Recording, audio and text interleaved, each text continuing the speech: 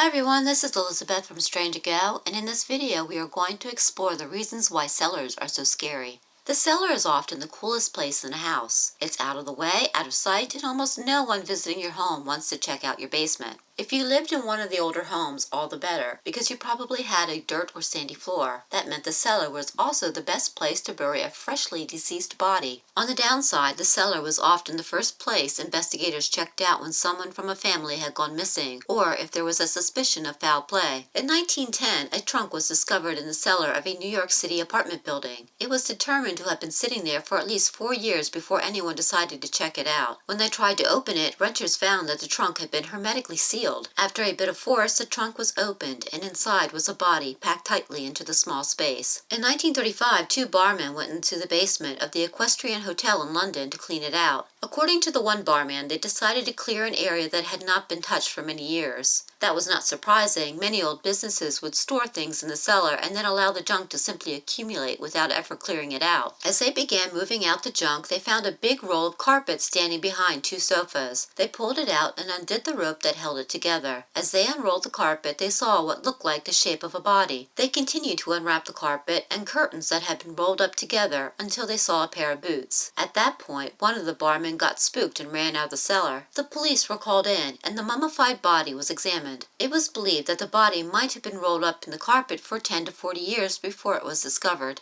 One day, in 1914, Mrs. Wilkinson's cousin showed up at her home in Sheffield, Tasmania. She invited him in, and with her husband and adult daughter, they all sat down for a meal. Afterwards, her husband and daughter left for work, leaving Mrs. Wilkinson alone with her cousin. Everything seemed just fine when they left. But upon the daughter's return, she found the house dark and the front door unlocked. She entered the house and lit a lamp. As she walked into the living room looking for her mother, she found a pool of blood instead. The daughter screamed and quickly ran to the neighbor's house, who returned to the scene of the crime. From the pool of blood was a trail. The neighbor followed it straight down the stairs and into the cellar, where he found the body of Mrs. Wilkinson. Her neck had been slashed open and her body was terribly mutilated. The police were called, and they soon found the cousin at his home. Upon searching his residence, 2 blood-stained knives were found in the outhouse, and he was arrested. In 1939, Harry Gamble was awaiting his hanging in the Lincoln Prison, England. He was tried for the murder of his wife and given the death penalty, but the authorities continued to investigate the case because Gamble refused to admit what had happened. It wasn't long before the police uncovered the whole story of events. Dr. Gamble and his wife got into an argument on September 25, 1935. In the fury of the moment, Gamble fatally punched his wife and he panicked. He took her lifeless body down into the cellar, pulled up the brick flooring, and buried her there under the sandy dirt. To explain her disappearance, Gamble told his family that his wife had left him, but after he sold the house, her body was discovered. With the new evidence, Gamble's case was appealed. His charge was reduced to manslaughter, and he did not have to face the hangman's noose. The Plymouth, Massachusetts police were certain that Charles Du Bois murdered his wife back in 1933. They had a blood-stained mattress to prove that something went horribly wrong, but they couldn't find the wife's body. Then, during the peak of the police investigation, Charles committed suicide. The home was thoroughly searched, and the police found the wife buried under the cellar floor. Upon investigating the wife's death, they were given a letter that the wife had written to a friend shortly before she ended up in the cellar. In the letter, the wife complained that her husband simply wasn't himself, and that she was angry at the neighbor's daughter for flirting with her husband. Incidentally, the letter also mentioned that Charles was busy digging a hole in the basement.